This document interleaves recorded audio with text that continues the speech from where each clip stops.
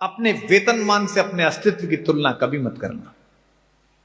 तुम्हारा वेतनमान केवल तुम्हारे जीवन यापन के लिए, तुम्हारा वेतनमान तुम्हारी तेजस्विता की रक्षा करने के लिए, लेकिन जो तुम्हें काम मिला है वो इस सदन में बैठे बड़े बड़े लोगों को नहीं मिला है। तुम्हें काम मिला है कि एक छोटी सी दीप शिखा को तुम ज्वाला बना सकती हो जो पूरे विश्व में प्रकाश फैलाएगी। और ये याद रखिए कि शिक्षा से नहीं कुछ होगा, विद्या से होगा, संस्कृति और परंपरा के ज्ञान से होगा। मैं इस परिसर में आने के बाद मिश्रित विचारों से घिरा हुआ हूं। एक तरफ तो मेरा मन हर्षित है कि यहां के एक स्थानीय नागरिक ने कुछ और करने की बजाय, इस पैसे को कहीं और निवेश करने की बजाय उन्होंने ये सोचा कि बच्चियां कैसे पढ़ें। क्योंकि एक बच्चे को आप पढ़ाते हैं, एक युवक को आप पढ़ाते हैं, एक लड़के को आप पढ़ाते हैं तो एक परिवार की प्रगति सुनिश्चित होती है। एक बेटी को आप पढ़ाते हैं तो दो परिवारों की स्थिति सुनिश्चित होती है, उनकी प्रगति सुनिश्चित होती है। मैं बचपन में जब संस्कृत का व्याकरण पढ़ता था तो उसमें बेटियों के लिए एक शब्द आता था दुहिता, और संस्कृत के आचार्य मेरे पिता ने मेरी बहन को उसकी संधि पढ़ाते हुए कहा कि दूरे हिता इति दुहिता, जिसे दूर कर देने में हित है वह दुहिता है। और तब भी मैंने प्रतिक्रिया दी कि ये तो गलत व्याख्या है। मेरे पिताजी ने मेरी मां से कहा कि तुम्हारे घर में पाणिनि पैदा हो गए, व्याख्या को गलत बता रहे हैं। लेकिन तब भी मेरे मन में इसके प्रति विद्रोह था और आज भी है। अगर दुहिता शब्द की कोई व्याख्या हो सकती है तो वो ये कि जो दो कुलों का हित करे वो दुहिता होती है, वो बेटी होती है। बीएल साहब, आपने इतना परिसर बनाया, स्विमिंग पूल बनाया, मैं आपकी पूरी रेंज देख के आया। एनसीआर में रहता हूं, राजधानी क्षेत्र में, विश्व के कुछ देशों में शिक्षा देखने भी लिए गया हूं। संयोग से या दुर्योग से राजनीति में भी कुछ दिन गया था। चूंकि यहां सांसद महोदय बैठे हैं, विधायक जी बैठे हैं, पूर्व विधायक जी बैठे हैं, जज साहिबान बैठे हैं, मुझे सत्य बोलने की बीमारी और चस्का है। यह आपका काम नहीं था। शिक्षा के लिए इतना सुंदर परिसर बनाना आपका काम नहीं था। अस्पताल बनाना किसी का काम नहीं था। ये स्टेट के काम थे, ये राज्य के काम थे, ये शासन के काम थे। और ये अक्सर सरकारों के सामने बोलता रहा हूं। पुरुषार्थ पूर्वक इस देश का नागरिक 100 रुपए कमाता है। मुझ जैसे एक सामान्य अध्यापक के लड़के ने, जिसने इंजीनियरिंग से मुंह मोड़कर कविता की तरफ प्रयाण किया, मैंने अपनी योजना, अपनी प्रतिभा, अपनी क्षमता, जो भी वाग्देवी का वरदान था, उसका प्रयोग करते हुए अगर 100 रुपए कमाए तो सरकार ने मुझसे कहा कि प्रभु, ये आपने जो 100 रुपए कमा लिया, आपके पास ज्यादा हो गए, इनमें से 37 रुपए 37 रुपए दे दीजिए। तो मैंने कहा चलिए ले लीजिए, क्या करेंगे? बोले इसमें स्कूल बनाएंगे, इसमें सड़क बनाएंगे, इसमें अस्पताल बनाएंगे। मैंने दे दिए। उसके बाद मैंने और पुरुषार्थ करा, थोड़े और पैसे कमाए तो मैंने अपने ऑफिस के लोगों से कहा भाई एक गाड़ी खरीद के लाओ। बहुत मेहनत की है जिंदगी में, रोडवेज की बसों में धक्का खाया है, 3 टायर में चले, अब कार में चलेंगे, मर्सिडीज में।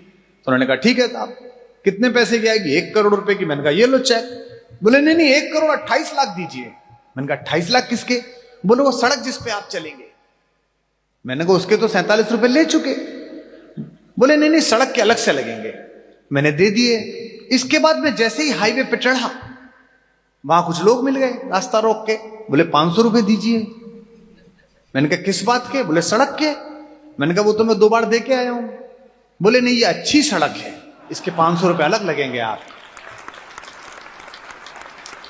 अब प्रभु, आपने मुझसे 3 बार पैसे ले लिए, लेकिन जब मैं नवलगढ़ के लिए उतरा हाईवे से तो सड़क गड़गड़ गड़गड़ करने लगी।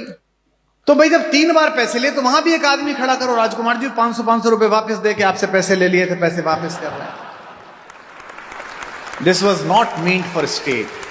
दुख का विषय, ये काम समाज का नहीं था, ये काम टैक्स लेने वाली सरकारों का था। लेकिन मैं उन लोगों को दोनों हाथ सलाम करता हूं कि जो हमारे ही द्वारा निर्वाचित शासन के फेल हो जाने पर इन नौनिहालों की आंखों के सपनों के लिए अपने सपने कुर्बान करके इतना सुंदर और विशाल परिसर डेवलप करते हैं। एक छोटी सी बात मुझे अध्यापकों से करनी है, अध्यापिकाओं से करनी है। बहुत पहले प्रोग्राम करने के लिए गया पंजाब में एक विश्वविद्यालय में, तो उन्होंने मुझसे कहा कुमार जी, हमारी यूनिवर्सिटी 700 एकड़ में फैली हुई है। तो मैंने कहा अच्छी बात है जी। फिर उनके मैं चैम्बर में गया तो मंच पे जाने से पहले, कुमार साहब 700 एकड़ में फैली हुई इंजीनियरिंग कॉलेज है उनका। मैंने कहा अच्छी बात है साहब। फिर मैं माइक पर खड़ा होकर कविताएं सुना रहा था, बोल रहा था, फिर वो नीचे से कहने लगे 700 एकड़। तो मैंने कहा जी मैकेनिकल इंजीनियरिंग कितने बड़े खेत में पढ़ाते हो? आगे आगे बच्चा दौड़ रहा है, पीछे पीछे प्रोफेसर दौड़ रहा है। क्या ऐसा कुछ होता है क्या? बिल्डिंग्स माध्यम हो सकती हैं, लेकिन इसमें से इस बीज का परिरक्षण होगा। वो जो 2 हथेलियां हैं वो इन शिक्षिकाओं की हैं, अध्यापिकाओं की हैं, जो दीप प्रज्वलन कर सकती हैं। चेयरमैन साहब, बीएल साहब अच्छा परिसर दे सकते हैं, एयर कंडीशन लगा सकते हैं, स्विमिंग पूल कर सकते हैं, लेकिन उस बच्चे के अंदर ये तितिक्षा पैदा करना, ये युत्सा पैदा करना, ये अभिप्सा पैदा करना कि मुझे इस स्विमिंग पूल में उतरकर दुनिया की पहले नंबर की तैराक बनना है, वो उसकी स्पोर्ट टीचर कर सकती है। हिंदी की कक्षा में बैठने वाली बच्ची के मन में यह बात पैदा करना कि मुझे महादेवी वर्मा की और मीरा की परंपरा की दुनिया की सबसे बड़ी कवित्री बनना है, यह हिंदी के अध्यापिका कर सकती है। हम सब अपने अध्यापकों के संवारे हुए हैं। अगर मैं इंजीनियरिंग नहीं कर पाया तो उसका कारण मेरे अध्यापक हैं, और अगर मैं हिंदी में कविताएं कर पाया तो उसका कारण भी मेरे अध्यापक हैं। अगर मैं विश्व भर के 25-30 देशों में जाकर अपनी बात कह पाया, चाहे हिंदी में चाहे अंग्रेजी में, तो उसका कारण भी मेरे अध्यापक हैं। क्योंकि एक समय आता है, आप सब जानते हैं जो यहां अभिभावक बैठे हैं, कि अध्यापक, ये समय अजीब आ गया है कि जब छोटे बच्चे के हाथ में मोबाइल है और वो गुरु से ज्यादा गूगल पर भरोसा करता है। लेकिन एक समय हमारे परिवारों में, अब भी मध्यम वर्गीय में, यह है कि अध्यापक की मान्यता घर के लोगों से ज्यादा है। मेरी छोटी बेटी एक स्कूल में पढ़ती थी, छोटी क्लास में पढ़ती थी, 3री-4थी क्लास में। उसको जो बच्ची पढ़ाती थी वो BA B.Ed कोई लड़की रही होगी जो DPS में हिंदी पढ़ाती थी। उसने एक वर्तनी अशुद्धि कर दी, और मैं हिंदी का प्रोफेसर 17 साल से हिंदी पढ़ा रहा था महाविद्यालय में, यूनिवर्सिटी एजुकेशन में। मैंने अपनी बेटी से कहा अचानक कि बेटा ये स्पेलिंग ठीक नहीं है, वर्तनी ठीक नहीं है। तो उसने मुझसे कहा आप चुप रहो, आपको पता नहीं मेरी मैडम ने लिखवाई है। आप ज्ञानपीठ पालो, आप नोबेल पुरस्कार पालो। बच्ची के लिए, बच्चे के लिए अंतिम अधिकृत विद्वान उसका शिक्षक होता है। और शिक्षक के अंदर यह आत्मगौरव लाना कि वो इस राष्ट्र का निर्माण कर रहा है, जैसा चेयरमैन साहब कह रहे थे, वो कैसे आएगा? वो आएगा अभिभावकों का उसके प्रति आदर का भाव देखकर। मैं बच्चों में वही तेजस्विता के बीजारोपण का प्रयास मात्र कर रहा हूं। जिस दिन मुझसे कहते हैं कि स्कूल अच्छा कैसे बनेगा, एजुकेशन अच्छी कैसे होगी, बहुत सारे मेरे दोस्त मिलते हैं जिन्होंने बड़े बड़े स्कूल बनाए। कुमार साहब आपने तो शिक्षा में इतना काम किया, कैसे बनेगा? इंजीनियरिंग कॉलेज के मालिक मुझसे कहते हैं, तो मैं उनसे एक ही बात कहता हूं, जिस दिन कॉलेज के प्रबंधक और चेयरमैन का केबिन छोटा और प्रिंसिपल का केबिन बड़ा हो जाएगा, उस दिन यह प्रक्रिया प्रारंभ हो जाएगी। Ownership of this institution lies with the teacher only.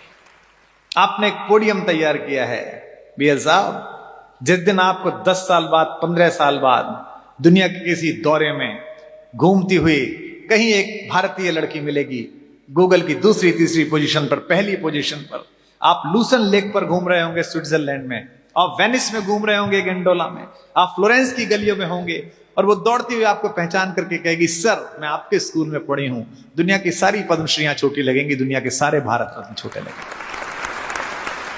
ये जो अध्यापक के अंदर आत्मविश्वास पैदा करना है कि तुम कुछ बड़ा काम कर रहे हो।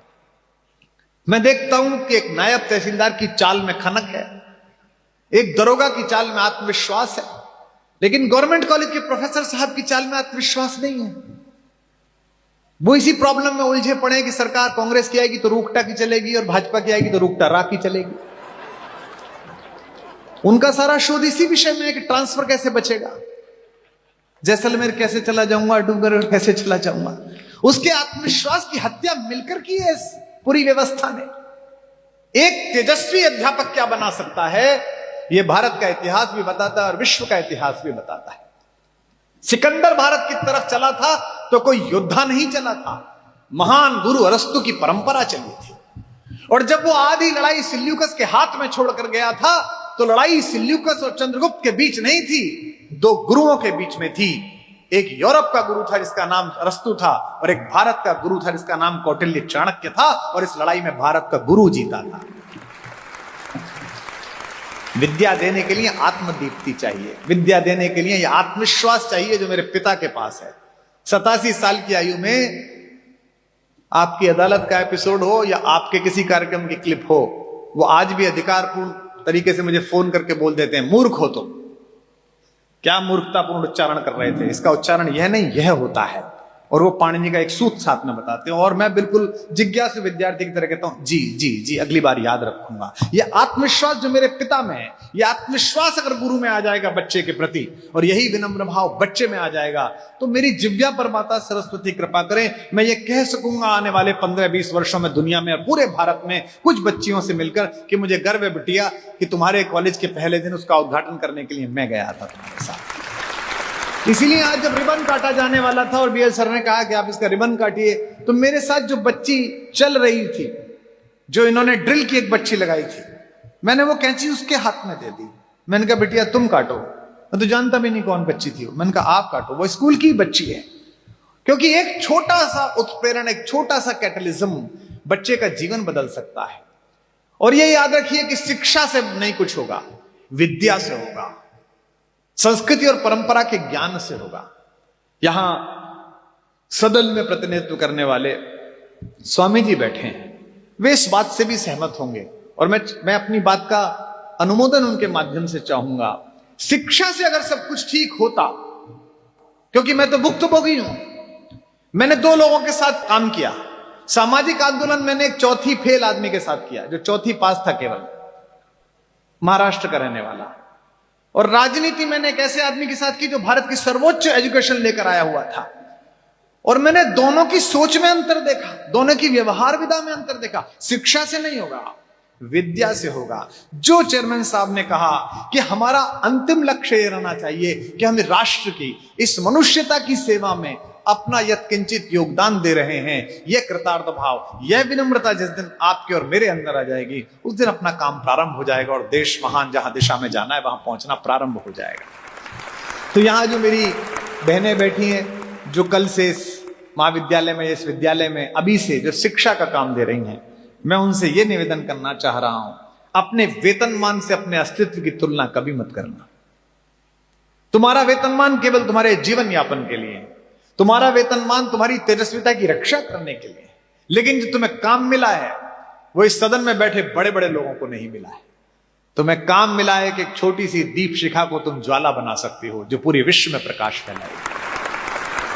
तुम्हें काम मिला है कि तुम एक बच्ची के माध्यम से 2 घरों में वो उजाला फैला सकती हो जहां तपस्वी पैदा हो, जहां एपीजे अब्दुल कलाम पैदा हो, जहां बड़े बड़े विश्व नागरिक पैदा हो।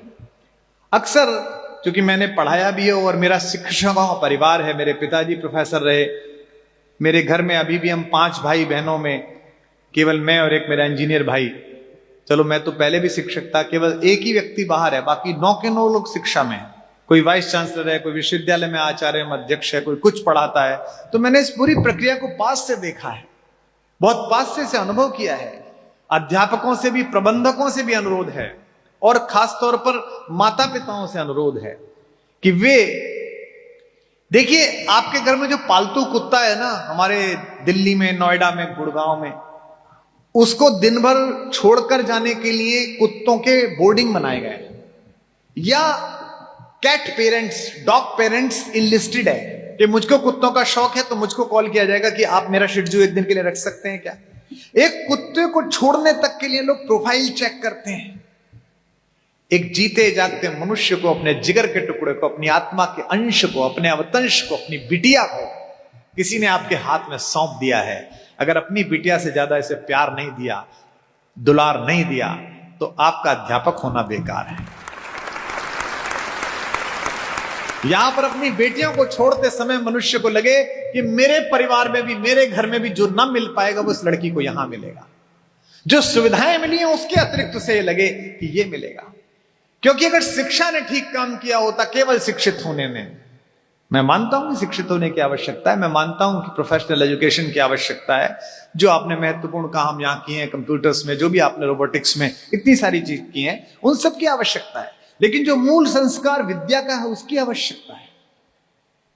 क्योंकि अक्सर मैं ऐसा प्रयोग सामने के एक बोर्ड पे करता हूं, एक तरफ लिखता हूं शिक्षित, एक तरफ लिखता हूं अशिक्षित, और फिर लिखता हूं आइए बात करते हैं कि विश्व में होने वाली समस्याओं में किसका योगदान है। जैसे एक समस्या है प्रदूषण, सब हम इससे दुखी हैं। प्रदूषण शिक्षित कर रहा है कि अशिक्षित कर रहा है? गांव में प्रदूषण देखा आपने? दिल्ली में है, गुड़गांव में है, लेकिन वहीं से 40-50 किलोमीटर दूर जो मेरा कॉटेज है, जहां केवी कुटीर जहां मैं रहता हूं, वहां नहीं है। गांव वाले को पता है कि क्या जलाना है और क्या नहीं जलाना है। भाई भतीजावाद ये शहर में है कि गांव में है। मैं तो उस गांव से आया हूं जहां गांव की किसी भी जात की लड़की अगर दूसरे गांव में ब्याही भर गई है तो मेरे बाबा उस दूसरे गांव का खाना नहीं खाते थे कि अपने गांव की बेटी ब्याही गई है। ये हमारे गांवों की परंपरा रही है। तो भाई भतीजावाद शहर में ज्यादा है कि गांव में ज्यादा है? भ्रष्टाचार शिक्षा के कारण है या अशिक्षा के कारण है? शिक्षित आदमी ने बताया कि भ्रष्टाचार कैसे होगा, अशिक्षित तो नहीं बताया। इसका मतलब क्या है? गांव का आदमी शिक्षित नहीं है लेकिन विद्या संपन्न है। उसे पता है कि ये लोभ है, इससे दूर रहना है। उसे पता है कि ये लालच है, इससे दूर रहना है। उसे पता है ये अनाचार है, इससे बचना है। हम उस परंपरा में पैदा हुए जिस गांव को हम आजकल डिस्कार्ड करते हैं, जहां विदा होने से पहले यहां सीनियर सिटीजन्स बैठे हैं, बड़े लोग बैठे हैं, 70 पार करने वाले लोग बैठे हैं। गांव का बूढ़ा बरता था तो अपने चारों बेटों तीनों बेटों को बुला के बोलता था फुसफुसाते हुए स्वर में कान में कि फला रिश्तेदार के 300 रुपए बकाया है, उसके इतने रुपए बकाया है, बेटा ये दे देना। यानी कि किसी का 1 रुपया हमारे पास न रह जाए पृथ्वी छोड़ते समय। इस संकल्पना के देश में अगर लोग सरकारों और बैंकों को लूट कर लंदन भाग जाते हैं और सुनते हैं कि वो शिक्षित हैं, वो अच्छे हैं, तो लानत है ऐसी शिक्षा पर। फिर उन्हें किसने सिखाया? इसलिए बीएल साहब ये सब आप बहुत अच्छा कर रहे हैं। इसके साथ एक छोटा काम और करिएगा। शायद स्कूल एजुकेशन में यहां है या नहीं है, नहीं हो तो आप लागू करा लीजिए। यहां नैतिक शिक्षा की व्यवस्था कराइए। बच्चियों को पता चले कि नैतिकता की परिभाषा क्या है। मैं रूढ़िवादी नहीं हूं, मैं किसी वेशभूषा से नैतिकता का निर्धारण नहीं करता हूं और ऐसा करना भी नहीं चाहिए। लेकिन हां, इस संस्कृति के इस जो आर्ष तत्व इसमें हैं, जो इसकी संजीवनी शक्तियां इसमें हैं, वो कैसे हम अपनी बेटियों में निरूपित करें और उससे भारत का भविष्य अच्छा हो सके, विश्व मानवता का भविष्य अच्छा हो सके, यह हमें पता चले। क्योंकि उदारता के नाम पर, उदारीकरण के नाम पर, ग्लोबलाइजेशन के नाम पर, सीमाएं बड़ी करने के नाम पर जो जो पहुंचा है हमारे देश में, वो सब वो है जो डिस्कार्डेड है। एक पंक्ति कहता हूं, आपको ठीक लगे तो मुझे सूचित कीजिए, क्योंकि आप अंधकार में हैं। वेस्ट से बहुत लिया जा रहा है। मैं कहता हूं वेस्ट का वेस्ट मत लीजिए, वेस्ट का बेस्ट लीजिएगा।